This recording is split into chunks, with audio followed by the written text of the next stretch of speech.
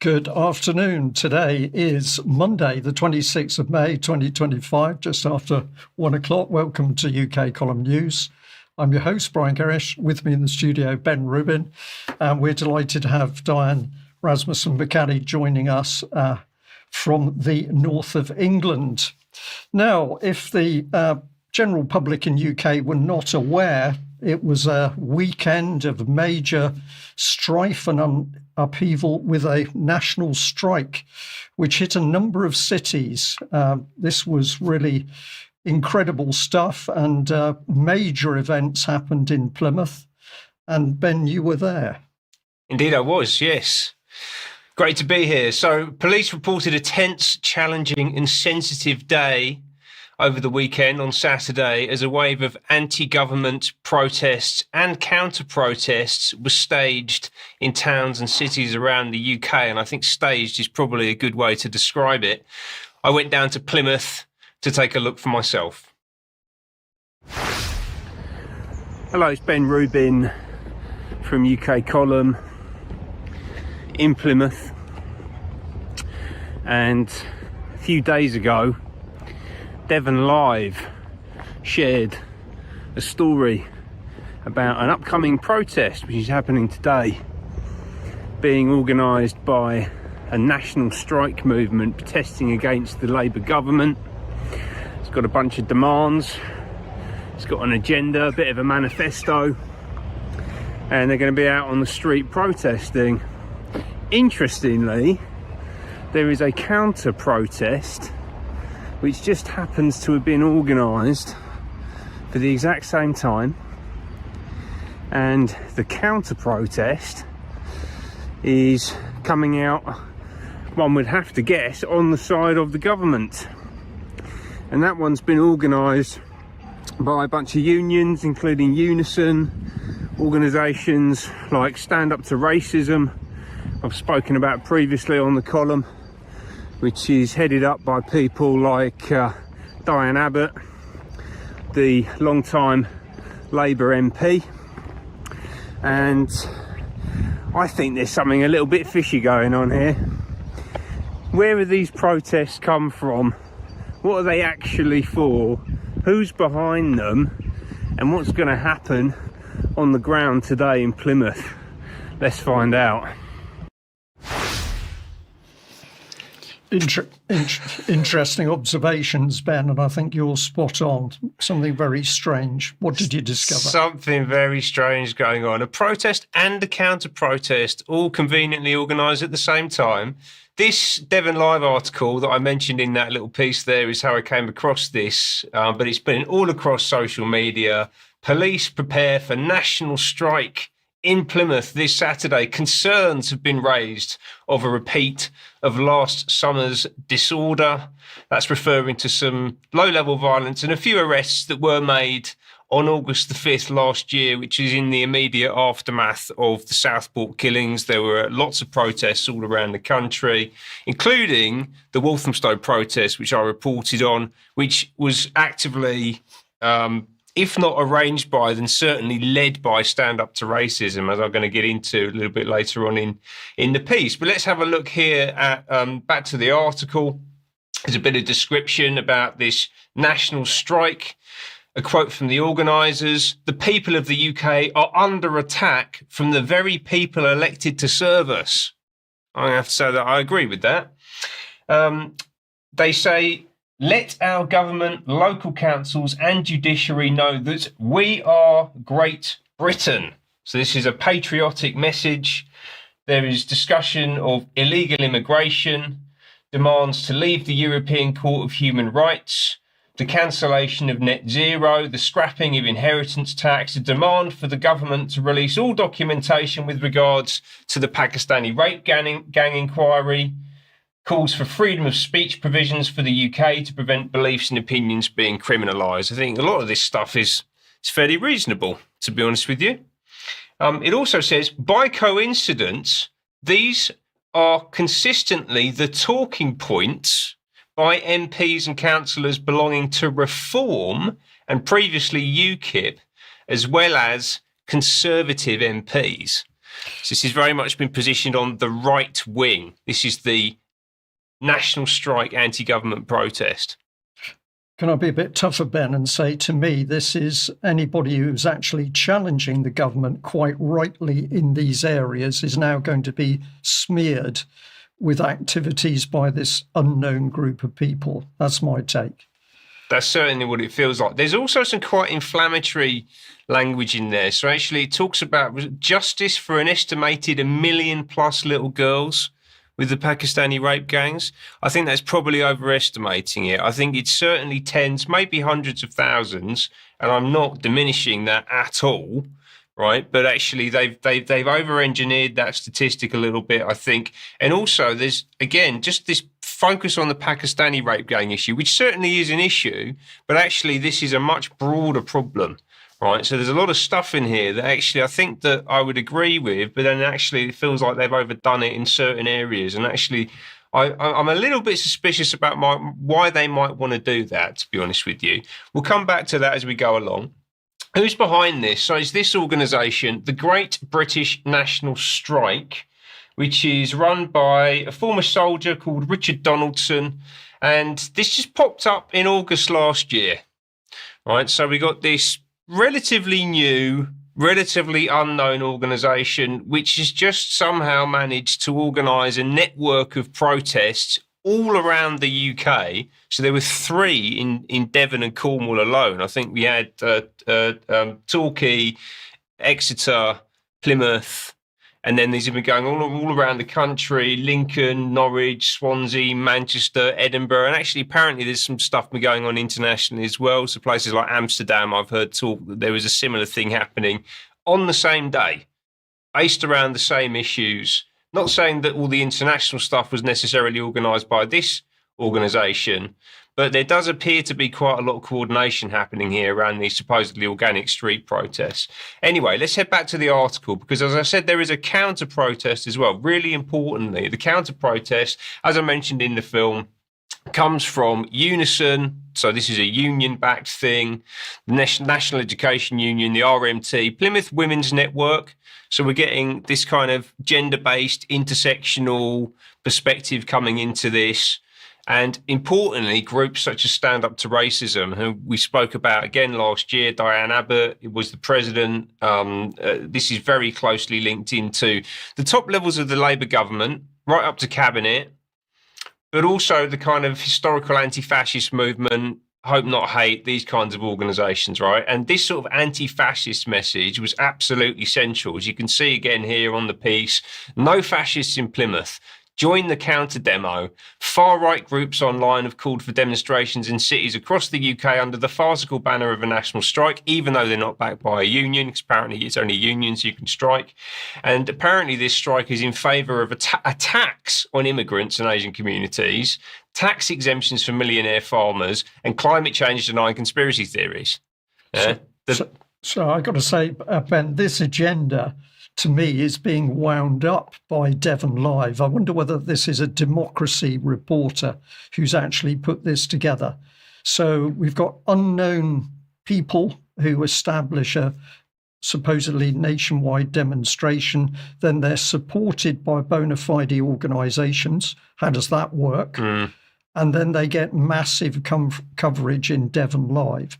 If this was just an event which had been created by some of the, let's say, reform, would it have the coverage in Devon Live that this event has got? And I would suggest no. No, certainly not. And there was an ITV crew down there, and it's been on the BBC, and it's been pretty much blanket coverage, actually, right? So call me suspicious. But anyway, the counter-protest, interestingly, kicked off first. So I went down to the city centre, and I had a little look at what was going on. You can see quite a bit of police presence there. This is just after 11 o'clock in the morning on Saturday. Lots of people who are sort of not quite coppers, so the community people and private security.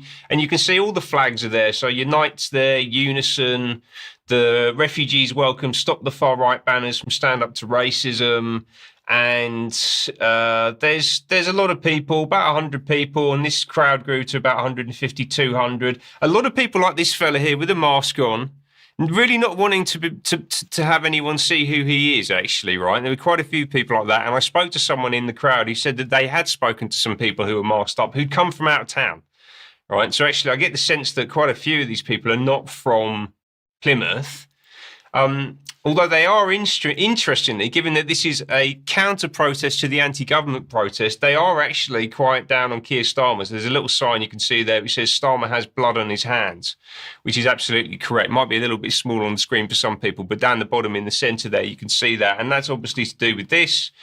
And these were the two largest flags flying on the day. So you've got the Palestinian flag on the left-hand side there. And then what I see is essentially the globalist flag, right? That's what that flag is to me, that transgender LGBTQ flag. That's about globalism, ultimately. And the key thing for me here is that you're not going to unite the British people under those two flags. Those aren't our flags, right? It's not to say that we don't care about Gaza, we don't care about Palestine, but if you're going to try to create a united national movement to fix the country, you've got to do it under your own flag, ultimately, right? Really importantly, and that's not what these people do.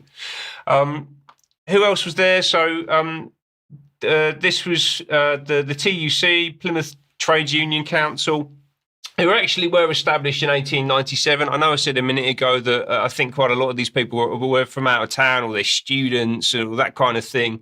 There were some roots here, right? So to give them their due, this is an organisation that's been in Plymouth, no doubt looking out for the welfare of working people for a long time, right? So it wasn't just the case, but there were also some of these kind of not quite paramilitary groups, but certainly activist, anti-fascist types, and the sorts of people that you get along with that, right? So there's a lot of young men in groups with masks, looking quite uncomfortable, to be honest with you, right?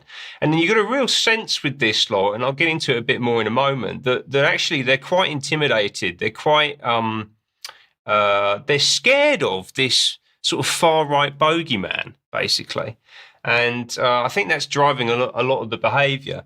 All the messaging was being driven by essentially a ringleader. So there's this guy here. I don't know who this is, but I'd certainly like to find out. And he was leading chants through the day. They were handing out these leaflets. You know, this is all very, very well organised. I'll pull a few of these out so we can have a look at them. The top one was repeated a lot, saying, "We are many, you are few, we are Plymouth, who are you?" And that was all being directed to the opposition side, right? And actually, I see that as a provocation because actually, as we'll come on to a little bit later, the people on the other side of the square that were in the protest were Plymouthians. You just go and talk to them and you can hear, right? Their accent was a local accent. They're local people. They're concerned about the future of the country. So I see this as a provocation, not just that chant, but really a lot of the behaviour on the ground as well. Health and housing degradation is not caused by immigration. BS, I won't say the word, but you know what I'm saying. Come off it. The enemy is profit.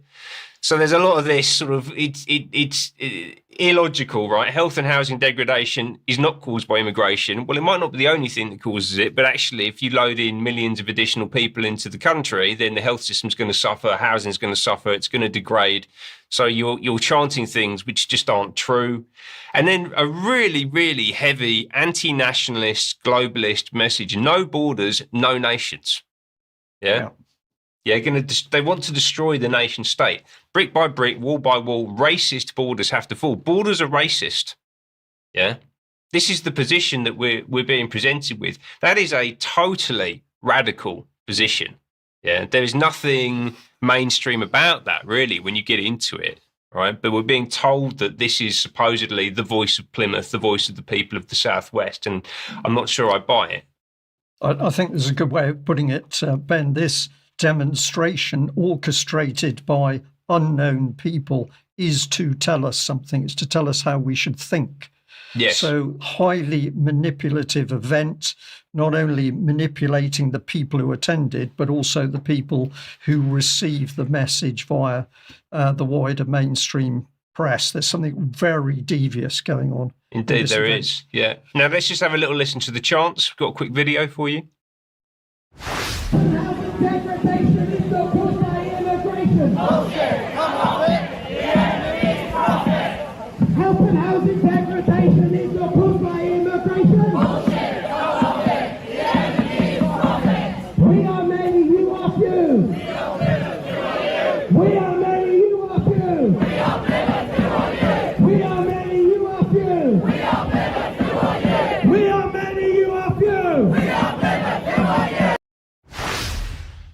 So there you go. We are Plymouth. Who are you? You're the fascists. You're the Nazis. And who's he actually talking about? Well, you look on the other side of the square. When that was happening, you basically got about 20 older ladies, mothers, grandmothers, who are concerned about what's going on in the country, basically. And they're talking about the boats. They're talking about two-tier justice. They're talking about the issue of net zero.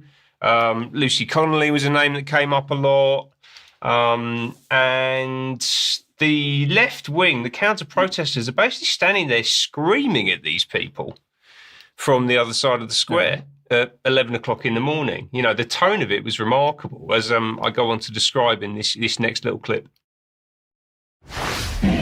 So this is kind of mad, actually. It's basically what we've got is the anti-fascists over there, who are fairly numerous and very clearly quite well organised. Lots of banners, lots of leaflets, guy on a microphone who's leading this chant. And there's probably, I don't know, a couple of hundred people tops. And then on the other side of the fountain, you got the main protest, which hasn't started yet. So this slot started at 11, and the actual protest is starting at midday, supposedly. And over this side of the fountain, we've got, it's basically about 20 people. And they're sort of standing there, looking quite bemused by the whole thing, to be honest with you. And the guy leading the chanting over there, I don't know who that is. Basically, he's spent about 5 minutes explaining to all of the people in his crowd that they should be scared of the fascists and that they need to stay together so they don't get attacked, and then to follow him 30 feet over there so that they can basically stand there and shout at these other people. And that's what they've been doing for the past sort of 5 or 10 minutes.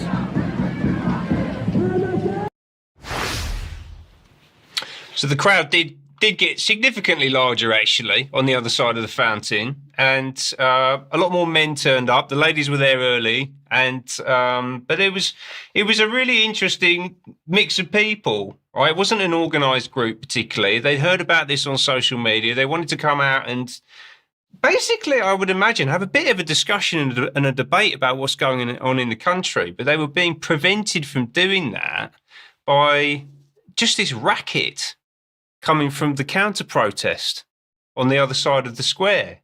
And I had some great conversations. A couple of people who recognised me, a couple of UK column viewers came up to say hi. It was fantastic. One of the things that I was slightly concerned about, you can just see here, the lady policeman, is that what, can I say that? The police ladies just walking around, they're all wearing cameras, right? And so it was always in the back of my mind that actually a lot of this is a data gathering exercise, right? And I think that the people who've set this thing up essentially want to see who comes out, how they behave, and get a load of information about what's happening in the city ultimately. And this will be going on all around the UK.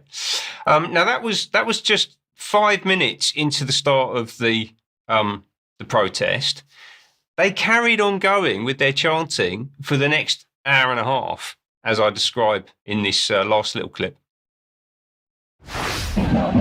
So it's now 1:15, and the anti-fascists, Plymouth is anti-fascist, is it? They're still going.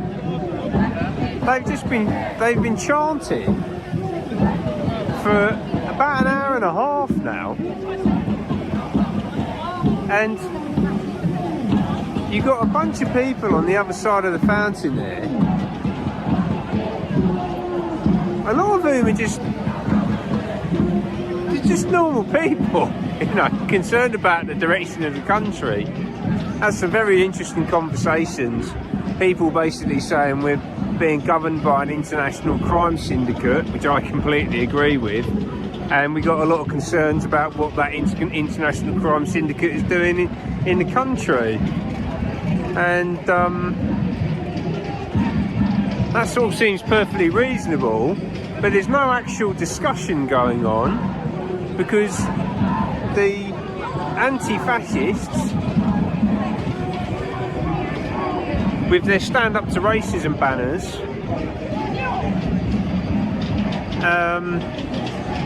and their socialist worker banners and all the kind of usual suspects, are just shouting at people. Which actually seems to be the tone of national debate more broadly, doesn't it? People just shouting at each other, and in the volume, no appreciation for shared heritage, shared objectives, any of the things that would actually lead to, useful progress in the country. Now, obviously, this has been presented by Stand Up to Racism as some kind of great victory against the far right. We can see here from the website, the far right Great British Strike has been seen off by determined anti-racist resistance who just happen to want to destroy the nation state. That is their literal stated position. That's what they're out there talking about. And what about the national strike movement? Well, UNN pulled this out from Twitter, which I think speaks volumes, actually. This is a bit of interaction here between an account called Neki, another one of these nationalist accounts that's popped up in the last year or two, saying, when do you think we will reach the stage of civil war in the UK? The Great British National Strike Group saying, I feel like it's imminent, right? So actually it strikes me that this is part of this narrative and this attempt to spark off civil conflict. And UNN, good on them, say these people are going to march the Tommy Tards to the top of the hill and then run off, just watch. And I think that that's probably fair to say. It screams of psychological operation being run by the establishment. And it's basically a direct attack on patriotic working class men and women. That's the way that I took it. And interestingly, as a final point, the Great British National Strike Twitter page has just been taken down, and we don't know what's going on there, but I'm sure we'll find out more as the week goes on. Ben, thank you very much for that excellent summary of events in Plymouth. We've taken quite a long time to cover this because we think it's so important, because, of course, it wasn't just happening and hasn't just happened in Plymouth. It's happened in other cities as well. It's happened in Northern Ireland. And as many people are now beginning to think, is this type of event designed to not only demoralise people in the country, but to destabilise communities? And meanwhile, we get the globalist agenda pushed through, and if you dare challenge it, you're some sort of right-wing extremist. Exactly. So we regard this as a very, very dangerous precedence on the streets of UK, and we're certainly going to be digging into it more. If any of our viewers and listeners have information about who is behind these sorts of events, then please do let us know. Well, we're going to move on by going to another hotspot, but this time on the global stage, and that's Ukraine. And surprisingly or not, emotions very high around Ukraine as well. So over the weekend, we've had Trump supposedly calling Putin absolutely crazy as a result of the fact the Russians unleashed another massive drone strike across Ukraine as a whole over the last couple of days. And the Kremlin looking at the West and saying everybody's very emotional. So we've got bloodshed on a truly horrific scale in Ukraine continuing, but the West is deeply unhappy because their narrative is falling apart. Let's have a look at this interview clip with Colonel Douglas McGregor talking on how he sees Ukraine. My point is the Dnieper River is a natural barrier. And I've said over and over and over again, I'm sure the Russian General Staff, these are competent men, I'm sure they've said to the president, Mr. President, let's march to the river. Whatever we do, let us control everything east of the river. That gives us a buffer zone against any future threats that may emanate from what remains of Ukraine. And let the rest of it go. After all, the Poles, Romanians, the Hungarians, probably the Lithuanians, the Moldovans, everybody is making claims on portions of Western Ukraine. The Romanians would like to have Bessarabia back. Most of the people listening to us today don't even know what that is. My point is, this is a very old part of the world. We need to get out of it. It's not us. We know nothing about it. But everybody who lives in it and around it does know about it. They need to sort this out. And I can guarantee you that there's very little enthusiasm for crossing that Dnieper River and moving further west. They don't want to do it. It's more trouble than it's worth. You end up with lots of people under your administrative control that hate you and always have because of that boundary that I just discussed, which has been valid for hundreds of years. So the bottom line is, let's stop the nonsense. President Trump, suspend all further aid to this Ukrainian disaster. Get out, offer to host a conference. We can host it in Europe. We can host it anywhere they would like. Let them all come. Without us, by the way. We could have a representative that sits in and listens, but let the people that live in it and around it make the decision on where the new boundaries will be drawn. And let it go. It's not us. It's not our country. Well, I wonder whether any reasonable person could disagree with what General McGregor had to say on that. I certainly couldn't disagree with anything. But the interview that clip was part of, there were some other things which were discussed. Let's have a listen. Yeah, it could be that Trump is moving in that direction because he did say that that the two sides are going to be the ones who are going to figure this part out. We're not going to. So apparently he is out of the mediating business. We'll see if that continues to be the case. But what could be, and I stress could be, motivating him and hopefully to make the very decision you just articulated is because he's taken a look and things are literally starting to crumble on the battlefield. We've been talking about the possibility of this for a long time, but there are more signs that something is afoot here. First of all, a week or so ago, the New York Times reported from the Institute for the Study of War, which sometimes has good numbers, even if their analysis is just hideous. But they said over the previous 16 months, the Russians had taken 1,800 square kilometers from Ukraine. They don't even talk about in there how many troops that the Ukraine side had lost. But then they point out that in wars of attrition, incremental gains can presage a breakthrough if the losing side runs out of troops, ammunition, and its defensive lines collapse. Now then we have, in the last just few days here, the commander of the 47th Mechanized Brigade was resigned, and this is their premier mechanized brigade, the 47th, because he said, these stupid decisions that these guys keep making that get us killed and don't even have a chance of success, he finally resigned in disgust. Then, right after that, the commander of the 59th Brigade was fired because, and when you read down into the details, it's not just that he didn't do a good job. It's that in the Pokrovsk area that Julian Ripker was showing just a second ago, he had a tactical redeployment of his troops from an unfavorable position to a favorable position, but it was a little bit further back. And so almost like a Hitler type deal, the Ukraine leadership with Sersky and then, of course, Zelensky says not 1 inch. No, you can't redeploy anywhere, even if it makes sense. So more detail there, disaster on the battlefield for Ukraine. And this is the correct situation on the battlefield at the moment. And this is the reason why the West at the moment is so uncertain in reporting. They daren't report what is actually happening on the battlefield. Are the Russians taking losses? Absolutely. Are they continuing to move forward? Absolutely. So let's contrast that opinion with how the West likes to project what's happening on the battlefield. And we've got a little clip here with General Ben Hodges and Times Radio. Hello and welcome to Frontline for Times Radio with me, Kate Jabot. And we are joined today by senior retired American General, Lieutenant General Ben Hodges. After 11 years of this war, with Russia having every advantage, they still only control about 18% of Ukraine.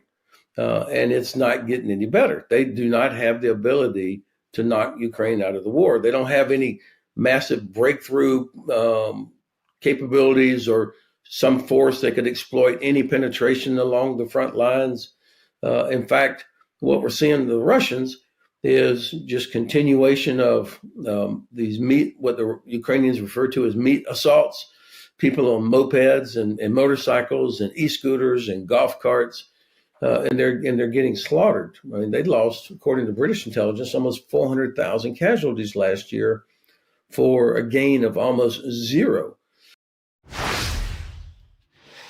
But Putin's never said that he wants to control Ukraine, right? Absolutely. A key point. So the West continually talking about Putin wanting to invade and take over the whole of Ukraine, when clearly that's not the reality. But this is the opinion that's consistently put across to the UK public and the American public. So we've got to get to the bottom of what's going on here. But the fact is that Russia is moving forward on the battlefield. These are some more reports from the Kiev Independent.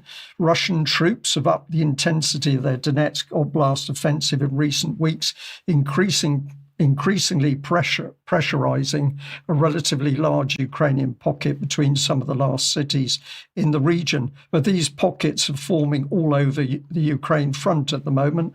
Russian troops have been pushing forward towards Konstantinivka from two directions, slowly closing in on the Ukrainian pocket west of Toretsk. This is not a stalled battlefield.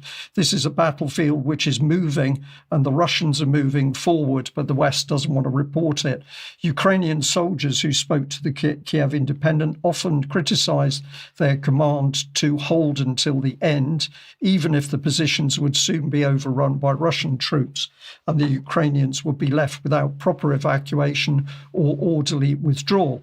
And this is the situation that's repeated. And of course, when the withdrawal is not orderly, this is when the Ukrainians take such huge losses.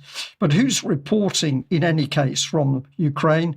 Well, here's the Kiev Independent. And if we have a look at the young journalist who wrote the article I've just read those excerpts from, Asami Terajima.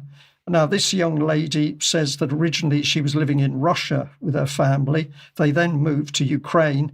Her mum and dad now can't be in Ukraine, so they've moved to Poland, but she's still there reporting. She's very, very young, and I was fascinated that when I have a look at her, she was apparently featured in the Media Development Foundation's 25 under 25 young and bold list from 2023. And that's a list of emerging media makers in Ukraine. So let's have a look at her in a bit more detail. So there's a photo. You can see how young she is, 21-year-old college student who's apparently now reporting factually on the war, on the battlefield. But who's in the background providing the support for these kind of young journalists that are spewing out the Western desired media? Well, this one, you know, Ben, you've come across before, the Sigrid Rousing Trust. Absolutely, yeah. Tetra Pak, the people who make the milk cartons, it's that family. Just a family. Well, that's a very interesting point, as we'll see in a minute. So it's saying here that the Rousing Trust has given the Media Development Foundation $120,000 in March 2022 in response to the crisis in Ukraine. And if we have a look at the Rousing Trust, we notice that it's got a strong open societies flavour. But this is where it gets fascinating for a family foundation. They've put out 900 plus grants since 1995. Look at the sum of money they're dealing with. Over £500 million available to help shape the media in Ukraine. So is this free media? I don't think so. There's something else going on. And if you also want a little take on the situation in Ukraine, this is the Kiev Post from back in April, the end of April. And they were reporting that Mike Waltz was saying information about Ukraine that wasn't true. So they'd fact-checked it. US National Security Advisor at the time, Waltz, pushes alternative facts on Ukraine. He said Ukraine is a disastrously corrupt country and the oversight of US resources given to Ukraine is poorly tracked. He went on to say that Ukraine was one of and is one of the most corrupt countries in the world. Well, this was fact-checked by the Kiev Post. It said the part about Ukraine being one of the world's most corrupt countries is false. And they went on to then say that according to Transparency International's 2024 Corruptions Perceptions Index, corruption in Ukraine is mid-range on a worldwide standard, and Ukraine has achieved the 105th place from amongst 180 countries, along with Serbia, sandwiched between Dominican Republic and Algeria. So if you want to see the site that came from, here it is with a list of countries on the left. Apparently Denmark came top of the squeaky clean list, but you'll have to look way down for UK here at number 20. Is it all okay that we're providing all this help and support for a corrupt country to run a war where millions of men on both sides are being killed and maimed? It's pretty despicable, I think. Don't know whether you've got any comments on that organisation, Ben, but I found it quite incredible that a family organisation has got $500 million to hand out to help shape global journalism. Absolutely, yes. And also, what else are they into? We're going to have to come back to that another time. I'm also quite struck that the UK is only 20th. I think we're more corrupt than that, but we do a good job of convincing people we aren't. Yes, that's absolutely true. Well, on that unhappy note, I think we need a little bit more concentration on who is doing what to try and help the country. So, Diane, let's bring you in with us. You have been starting to really pay attention to who's out there in UK trying to do the right things. What have you got for us today? Thanks, Brian. Hello, Ben. It's really great to be here today. And I absolutely believe that if we don't start to act locally, we're not going to be able to fight against this larger agenda, which I've said several times and I will say again. Yesterday, I went out to a Stand in the Park event in County Durham. It's a beautiful place until it started raining and we all left. But if anyone remembers Stand in the Park events that started back when they locked us up a few years ago, this particular group in County Durham has been quite strong and has been going since August of 2021, and they meet every Sunday. And so they were there, they were making breakfast, they offered me a cup of coffee as soon as I showed up. There were several UK Column members who were there. They were wearing UK Column hats. And later in the day, based on an invitation I received while I was there in the morning, I went to one of the houses of one of the members for coffee. And it was really nice to see a copy of Your Life in their hands right there on his coffee table. So it was really great to see that they were so involved in UK Column. So I recorded an interview with one of the gentlemen who was at the meeting yesterday morning, and his name is Tim Coulter. And what he had been doing was he wrote letters to MPs asking about the issue of informed consent, or obviously lack thereof, regarding the COVID jabs and what happened to him. So here's just a short clip of that interview.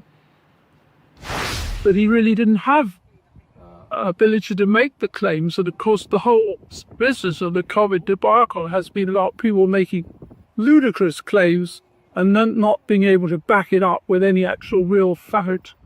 And so I then wrote similar notice to the MP, and in fact 2 notices. After that he didn't want to speak to me. So that sounds a bit familiar, doesn't it? Within this group, there's another group called We the People Northeast, and they handed me a business card. They have a Rumble channel, and the link to their channel will be in the show notes. They do what they call seeking the truth through insightful interviews. And so I looked at this channel and chose a clip of one of our favorite journalists. Let's see what he had to say to this group.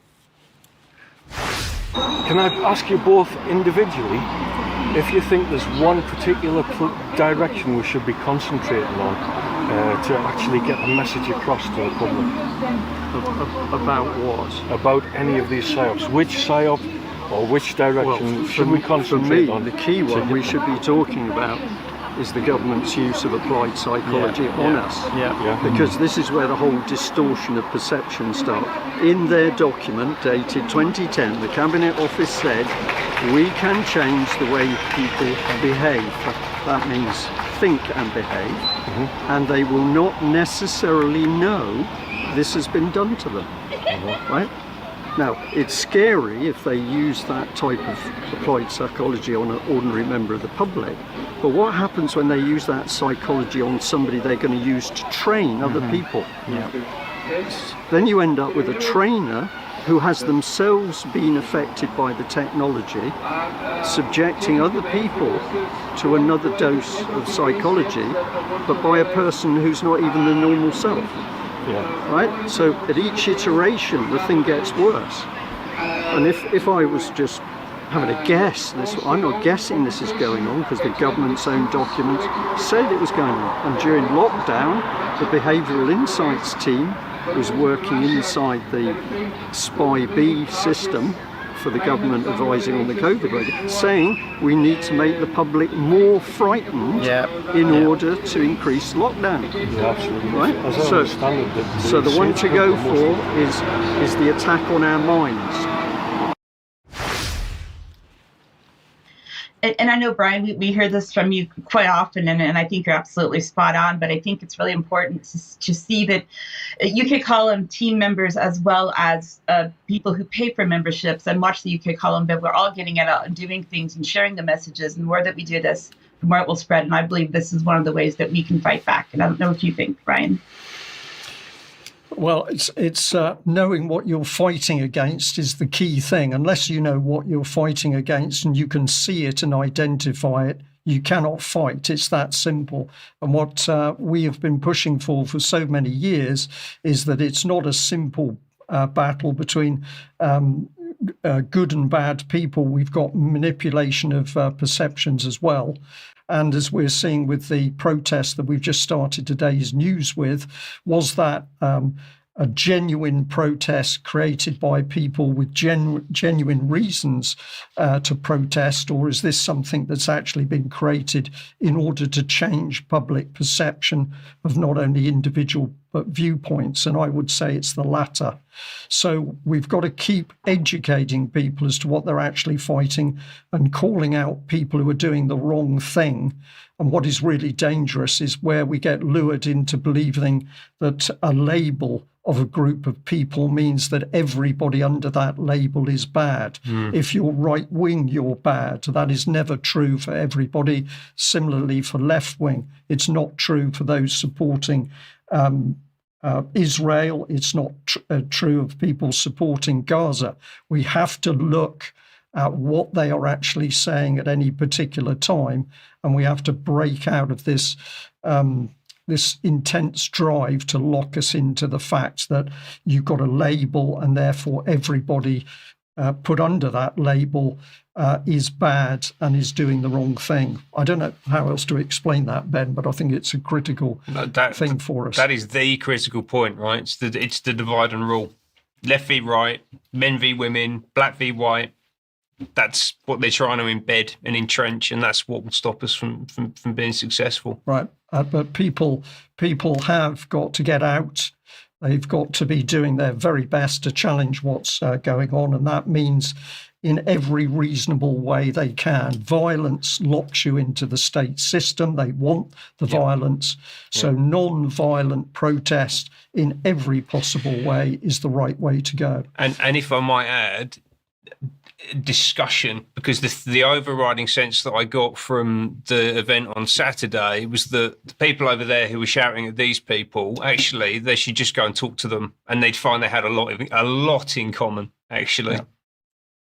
A lot more to talk about this. We can do more in extra after today's news. But let's first of all say a huge thank you to everybody supporting UK Column. We can only do this because of your financial support. So thank you everybody who's donating to the UK Column or who's taken out a membership, monthly or annual or lifetime membership. This allows us to operate. So if you're watching us for the first time today and you're not a member or a donator to the UK Column, please consider doing that, because that's why we're here, to use your generosity in order to get facts and information out.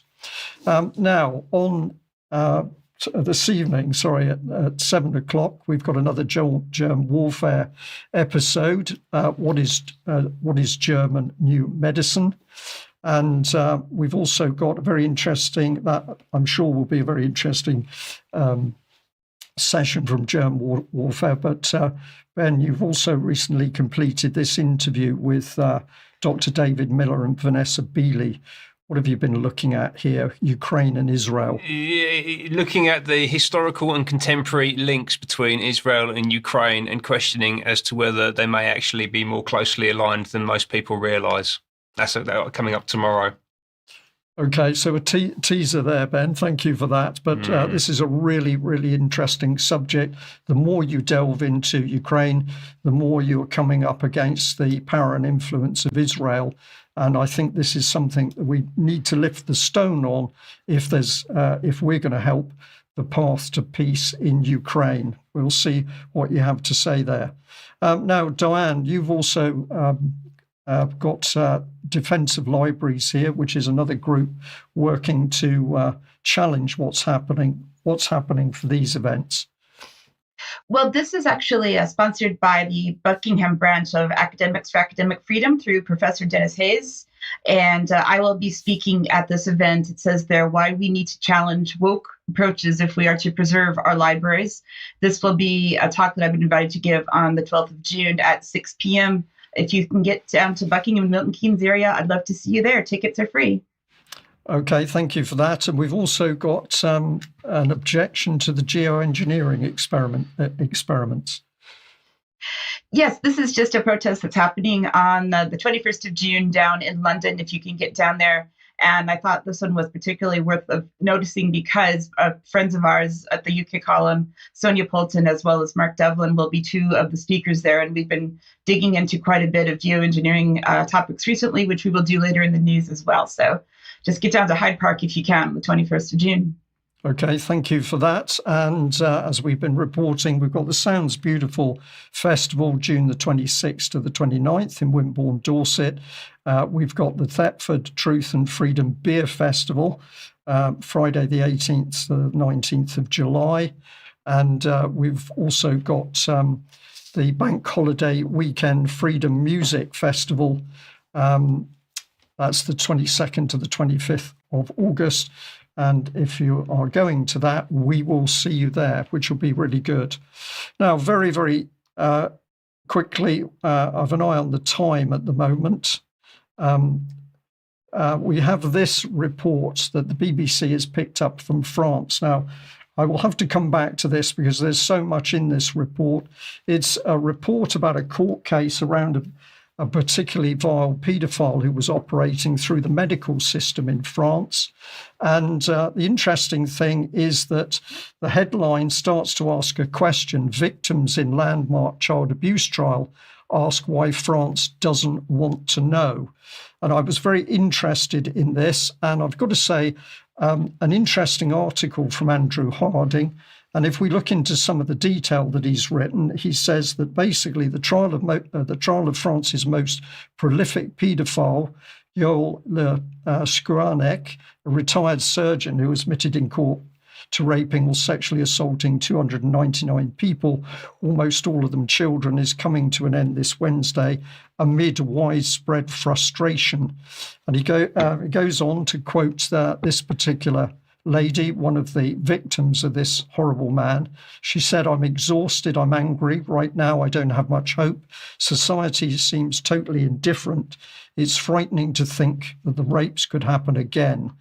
And why is this? Well, we get an appreciation because we've got another lady here, Miss Lemoine, who says that that herself and some of the 50 other victims have been stung by an apparent lack of public interest in the trial, and they've formed their own campaign group to pressure the French authorities, accusing the government of ignoring what they say is a landmark case, which exposed a true laboratory of institutional failures. Now, this is very, very similar to what we hear in UK.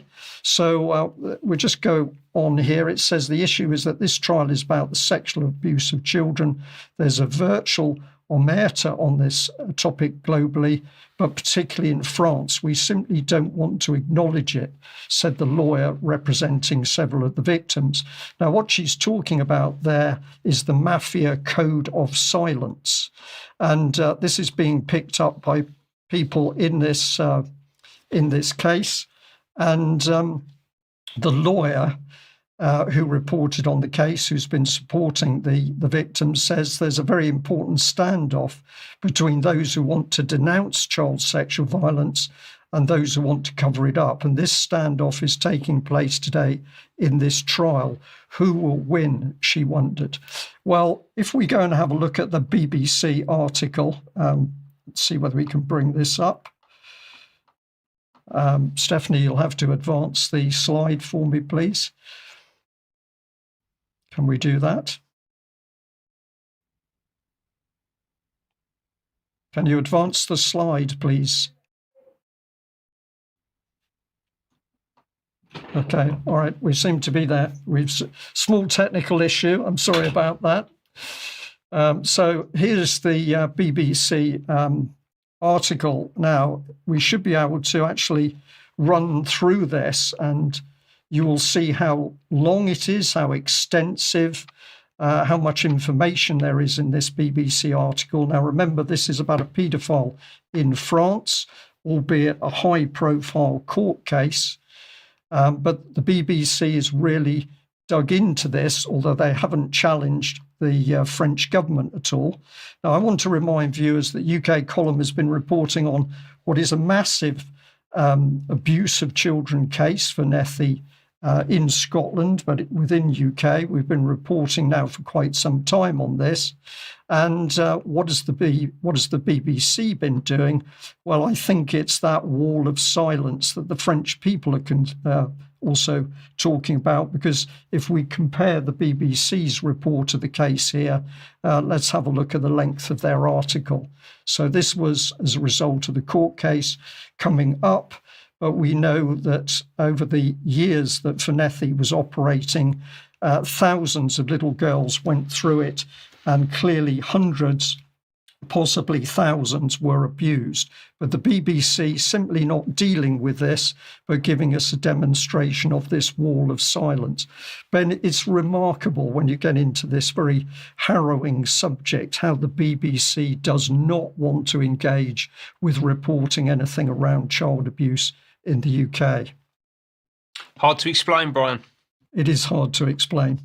Diane, let's bring you back with us and tell us more about the petition against geoengineering.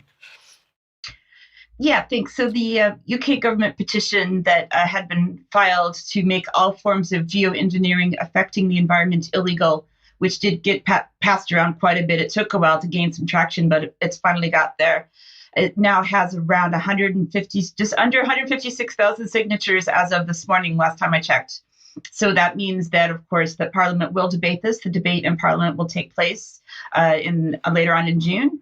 And I want to dig a little bit into the written response and kind of what this means for how they've responded so far. So the written response, I've quoted it, part of it here on this slide, which is sort of repeating, the clean energy 2030 net zero agenda. They say the priority, of course, is to reduce greenhouse gas emissions from human activities and to adapt to climate change.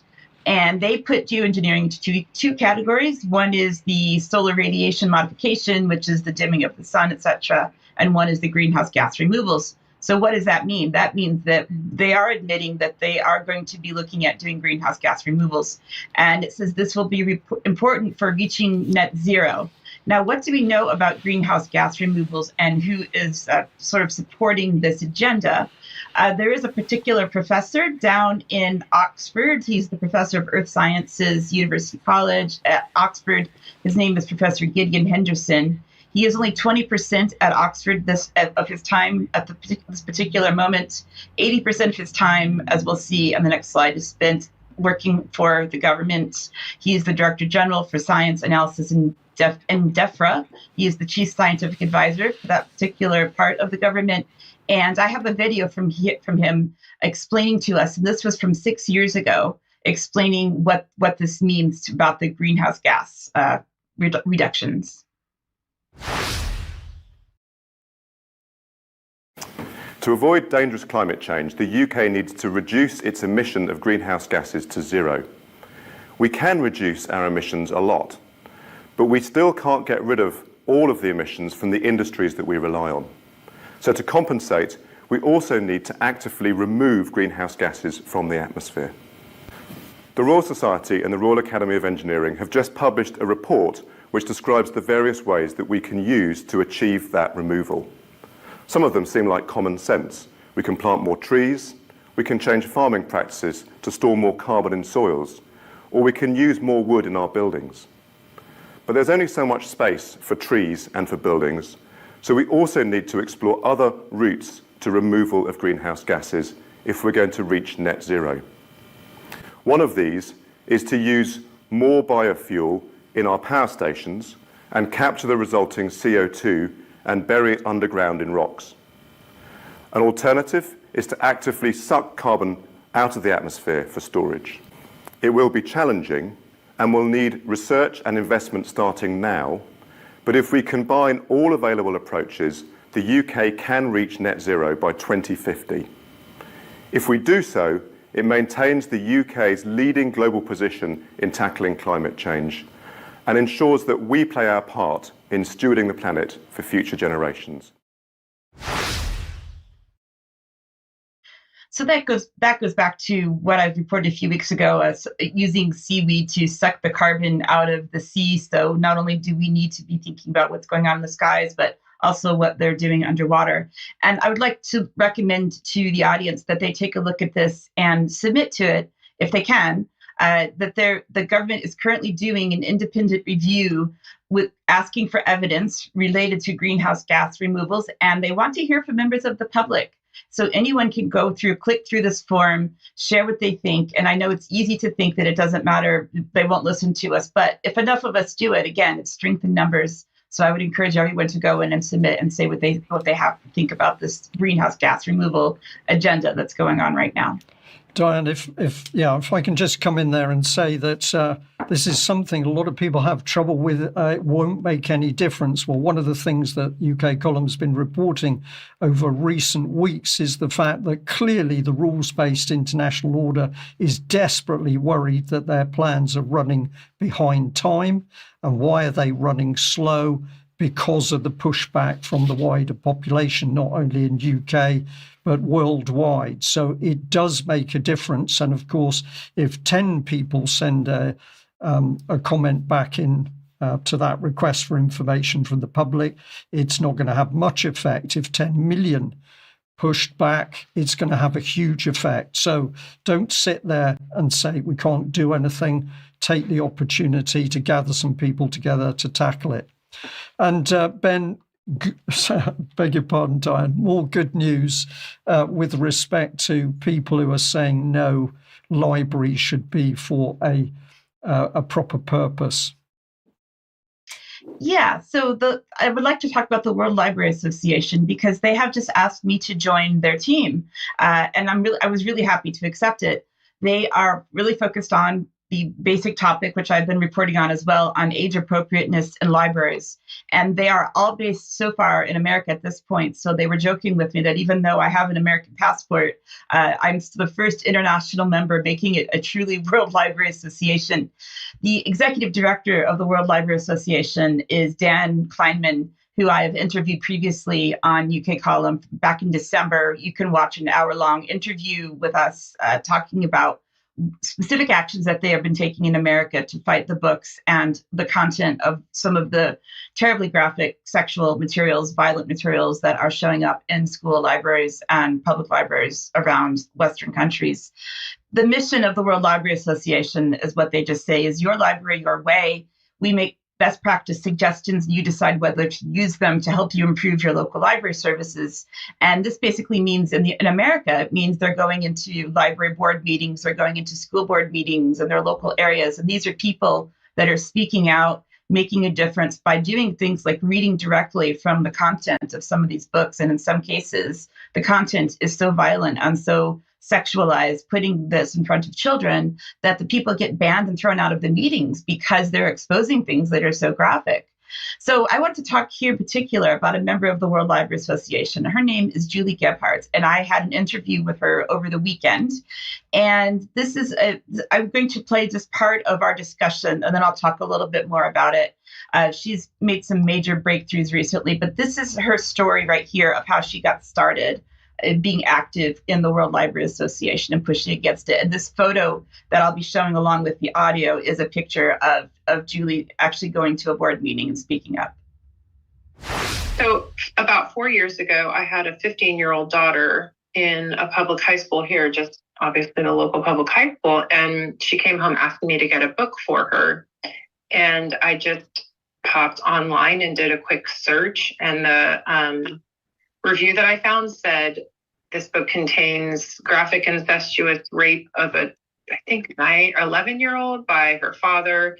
It contains sodomy, bestiality, pedophilia, like on and on, masturbation, prostitution. I mean, everything you can even imagine in detail in this book. And so I was stunned because I had not really experienced anything like it in the public schools. And my kids had been in public schools, even in California, had never seen anything like it. So that was like my moment of reality check, and started digging at that point into what was going on in our schools.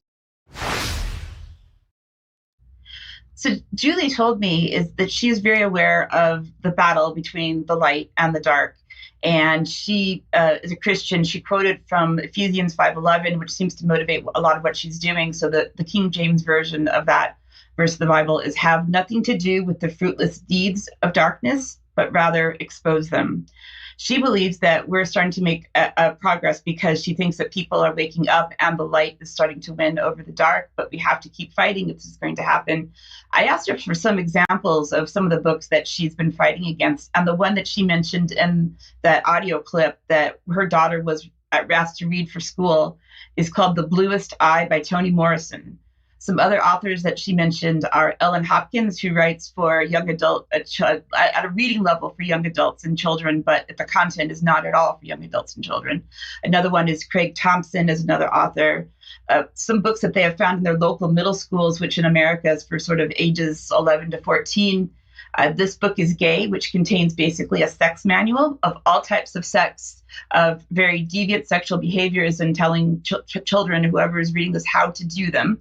When I read the book myself, I was not even familiar with a lot of what it was talking about myself. There's a book called All Boys Aren't Blue, which is another one that is frequently challenged. And in the U.S. in particular, the reason that they're getting away with these books in the libraries is because the definition of obscenity is based on what something's called the three-pronged Miller test. And prong 3 says that if the work taken as an entire whole lacks serious literary, artistic, political, scientific value, then it can be defined as obscene. But if they can say that somehow it has a literary or a scientific value as it's part of a novel, then it's not considered to be obscene and therefore allowable to be in libraries for anyone of all ages. And just a quick note about how this all happened was that she lives in Hillsborough County, Florida, and she's been fighting about this. And eventually the Commissioner of Education got word of what was going on because there's a legislator in Florida, Dana Trebuchet, who was in the Florida House of Representatives.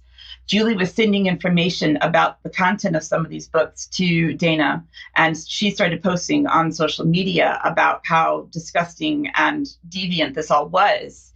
And then eventually the Attorney General in Florida saw what she was sharing. The superintendent responded by asking to asking to come to the meeting at the state level to explain why he wasn't doing anything about it. And so essentially what's happened now is that the Attorney General of Florida has spoken up. So we have a short clip from him from a press conference that he gave last week saying what he's doing. I will tell you that Office of Parental Rights, while we're only a couple weeks open, we are already busy, already receiving input from the public and taking action. Just last week, we sent a letter to Hillsborough County notifying them that there's harmful sexualized content in the school system there, pornographic in nature.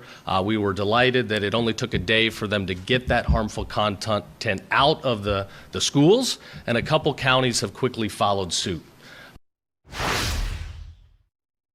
So this is just one amazing example, I think, of one woman who's a mother who was just concerned about what her children were being required to read at school.